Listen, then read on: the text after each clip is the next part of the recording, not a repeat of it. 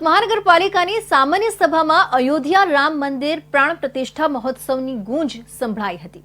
સુરતમાં નગરપાલિકાની સામાન્ય સભા પહેલા ભાજપ અને આપના કોર્પોરેટરો રામ નામ લખેલા કેસરી ખેસ પહેરીને આવ્યા હતા।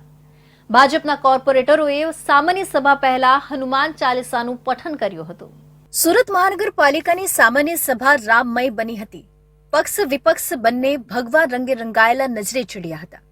ભગવાન રામના પ્રાણ પ્રતિષ્ઠા મહોત્સવને લઈને આમ આદમી પાર્ટીના કોર્પોરેટરોએ પણ ભગવા ધારણ કર્યા છે। આપના કોર્પોરેટરોએ કેસરી ઝબ્બો અને મહિલા કોર્પોરેટરોએ કેસરી રંગની સાડી પહેરીને ભગવાન રામના લખેલા ખેસ પહેરીને આવ્યા હતા।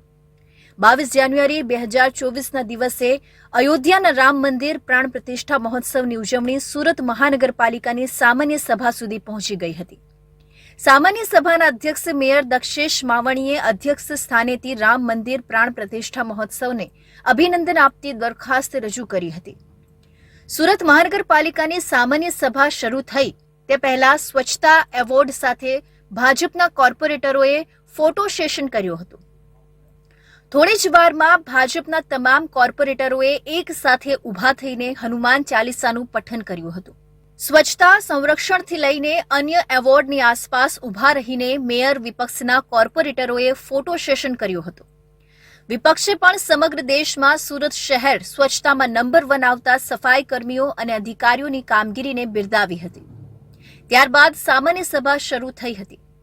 સામાન્ય સભામાં દરેક કોર્પોરેટરો પોતાનો પ્રતિભાવ રજૂ કરતા પહેલા જય શ્રી રામના નારા લગાવતા જોવા મળ્યા હતા।